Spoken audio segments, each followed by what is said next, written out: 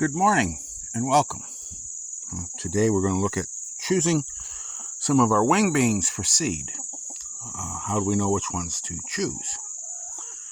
These beans are ready to be eaten, harvested to be eaten, but the seed is not developed yet.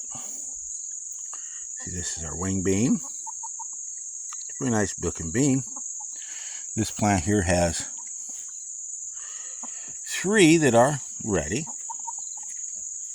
and we want to save one for seed.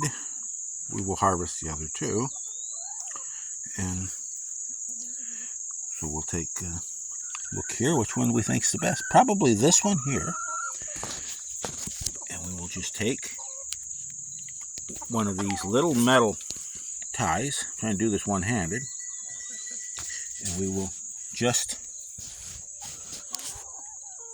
put that on there loosely. And we want this just tight enough to stay under. We don't want to where it strangulates that. We mark that one. We'll know to save that one from seed. For seed. This plant here is out of Boughton seed that we purchased last fall.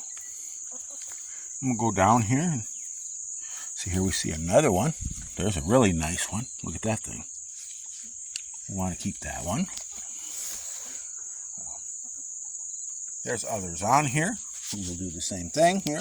We'll take a tie and put it on there. I'm going to try to do this with one hand.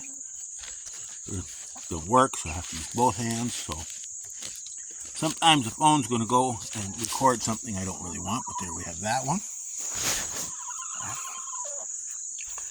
And down here we get into the ones that were from our own saved seed from several years. We can see a difference in the vines. See, they're much more robust. Because we've chose the earliest ones and the best ones over the years, we have improved our stock.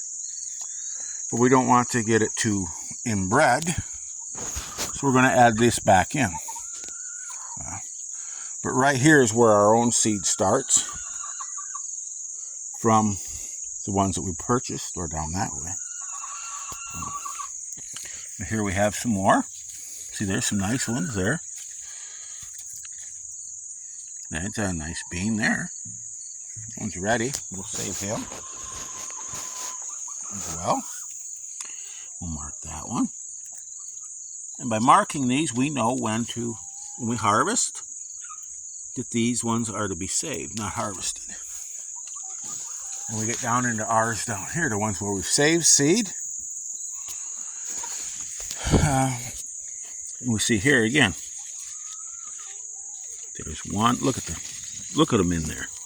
1, 2, 3, 4, 5. There's some little ones on here. These plants are really producing more because we've saved plants that were the earliest to mature. The ones that set fruit the earliest did the best, production-wise, from year to year. And they have adapted to our soil, our conditions here. But like I said, we're getting down. We had just a few plants that actually did well like that early enough. So we have kind of an inbreeding. We want to actually spread out our genetics a little bit. So we bought some seed last year, and to increase our genetic diversity here, got them from a different supplier. But one other thing I will say, with my home raised seed, on this variety, other varieties it's different. This is a hard variety to germinate. On my Boughton seed, the germination run about 70 to 80%. On this, we'll run about 50% on my home raised seed. Because these are a difficult seed to germinate. We need to soak these seeds ahead of time for our best results are by soaking them, and really you can nick the seed coat because they just have such a hard seed coat they don't germinate well without some help.